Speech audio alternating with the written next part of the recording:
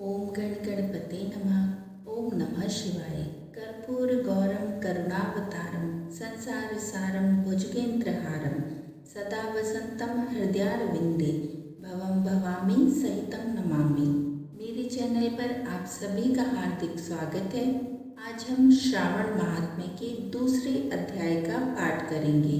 पाठ आरंभ करने से पहले आपसे अनुरोध है कि जो भी चैनल पर नए आए हैं वो मेरे चैनल को लाइक, शेयर और सब्सक्राइब कर लें और बेल आइकन को दबाकर उसे ऑल पर सेट कर लें।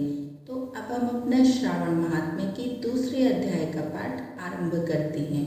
इस अध्याय का नाम है श्रावण मास का धर्म पालन।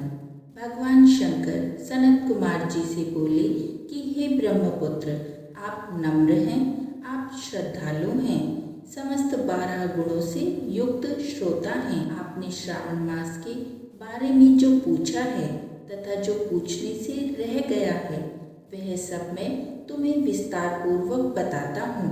आपके पिता ब्रह्मा बहुत उद्दंड थे, इसीलिए उन्हें अपना 5वां सिर गंवाना पड़ा। वे मत्स्यरता को छोड़ मेरी शरण में आए। मैं जो कुछ बताने जा रहा हूँ उसे एकाग्रचित्त होकर सुनो। श्रावण मास में नियमों का पालन कर व्रत रखकर सायंकाल को भोजन करना चाहिए। 1 मास तक रुद्राभिषेक करना चाहिए। अपनी प्रिय किसी एक वस्तु का त्याग करें। पुष्प, फल, धान्य, तुलसी की मंजरी युक्त पत्ती और बेल पत्रों से मेरी लक्ष्य पूजा करें। कोटिलिंग पूजन करें। ब्राह्मणों को प्रेम पूर्वक भोजन कराएं। नियम का पालन करें। मुझे पंचामृत से अभिषेक अति प्रिय है, अतः उसे भी करें। इस मास में किया जाने वाला कृत्य अनंत फल को देने वाला है। इस मास में भूमि पर शयन करना चाहिए। ब्रह्मचर्य का पालन करना चाहिए। सत्य बोलना चाहिए। पत्तल में भोजन करें। प्रातःकाल स्नान ध्यान करें। इंद्रियों को वश में रखना चाहिए। एकाग्र मन से प्रतिदिन मेरी पूजा करें। इस महीने में मंत्रों का पूर्ण श्रवण भी उत्तम सिद्धि देने वाला है। गायत्री मंत्र और ओम नमः शिवाय का जाप करें। श्री सूक्त का जाप और भी अधिक फलदायक है। ग्रह यज्ञ, कोटि होम, लक्ष्य होम तथा अयुत होम करने पर सदैव फल और मनोवांछित फल प्राप्त होता है। जो प्राणी इस महीने में एक दिन भी व्रत को छोड़ देता है वह महाप्रलय तक घोर नरक में जाता है। मुझे श्रावण मास से अधिक और कोई भी मास प्रिय नहीं है। यह मास फलदायक है तथा निष्काम भाव से किए गए कर्म के फलस्वरूप मोक्ष प्रदान करने वाला है। हे सनत कुमार, इस मास में करने योग्य जो धर्म कहे गए हैं उन्हें तुम ध्यान पूर्वक सुनो। रविवार को सूर्य का व्रत करना चाहिए। सोमवार का दिन मेरी पूजा का दिन है। श्रावण मास के प्रथम सोमवार से प्रारंभ करके 3.5 मास तक अर्थात कार्तिक मास की अमावस्या तक होने वाला संपूर्ण कामना का अर्थ सिद्धि प्रदाता रोटक नामक व्रत कहलाता है। मंगलवार के दिन मंगला गौरी का व्रत रखा जाता है। बुधवार को बुध का व्रत, बृहस्पतिवार को गुरुदेव का व्रत, शुक्रवार को जीवंतिका देवी का व्रत रखते हैं। शनिवार को हनुमान जी तथा नरसिंह जी का व्रत रखा जाता है। अब मैं तुम्हें तिथियों के अनुसार होने वाले व्रतों को बताता हूँ। श्रावण मास के शुक्ल पक्ष की द्वितीया तिथि को औदुंबक नामक व्रत किया जाता है। शुक्ल पक्ष की तृतीया को गौरी का व्रत होता है। श्रावण शुक्ल चतुर्थी को दुर्वा गणपति नामक व्रत होता है। इसे विनायक चतुर्थी का व्रत या गणेश चौथ का व्रत भी कहते हैं। श्रावण शुक्ल पक्ष में पंचमी को नाग पूजन का व्रत रखा जाता है। श्रावण शुक्ल षष्ठी के दिन सुपोदन व्रत रखा जाता है।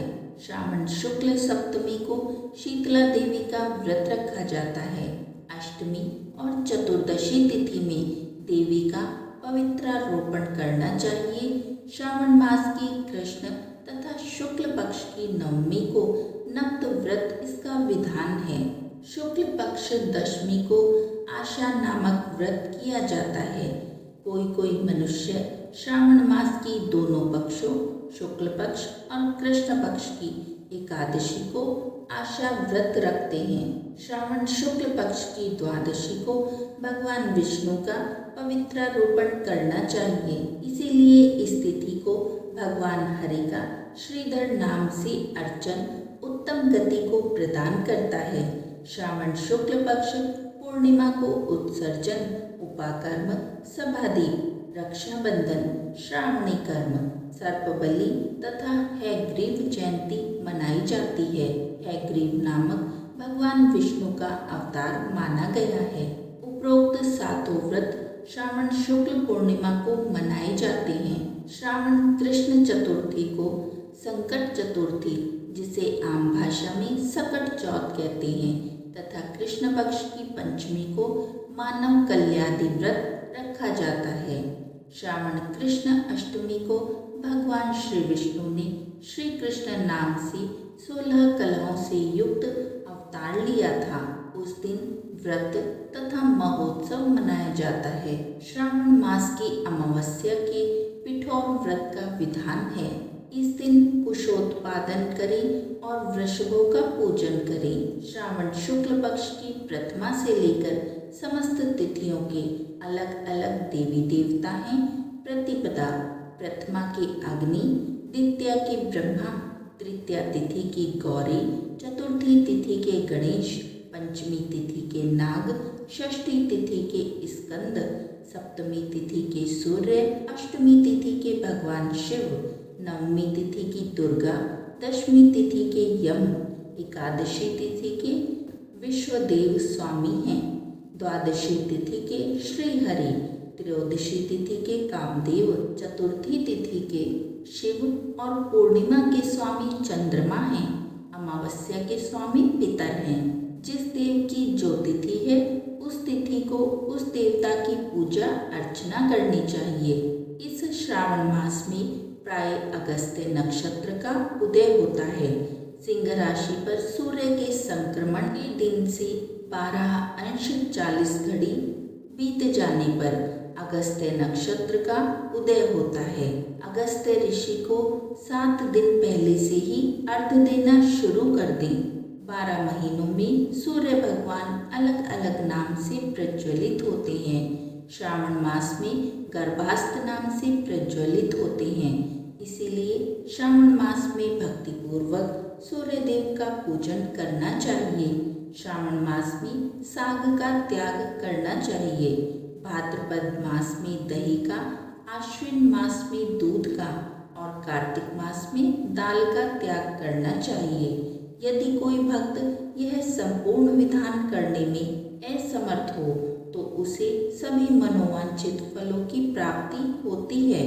हे मुनि श्रेष्ठ, इस श्रावण नाम के श्रावण मास में मनाए जाने वाले व्रत और धर्मों का सविस्तार रूप से वर्णन करना कई सौ वर्षों में भी संभव नहीं है। भक्तजन मेरे या श्री हरि के प्रीत्यर्थ संपूर्ण व्रत करें। मेरे और श्री हरि में कोई भेद नहीं है। मेरे भक्त श्री हरि को प्रिय हैं और श्री हरि के भक्त मुझे प्रिय हैं। जो प्राणी इसमें भेदभाव की कल्पना करते हैं या करेंगे वे नरकगामी होते हैं। हे सनत कुमार, आप श्रावण मास में धर्म पालन करें। इस प्रकार ये श्रावण मास महात्म्य के श्रावण मास का धर्म पालन नाम का दूसरा अध्याय यहीं समाप्त होता है। कोई त्रुटि हो गई है तो क्षमा कीजिए। बोलिए ओम नमः शिवाय। नारायण नारायण।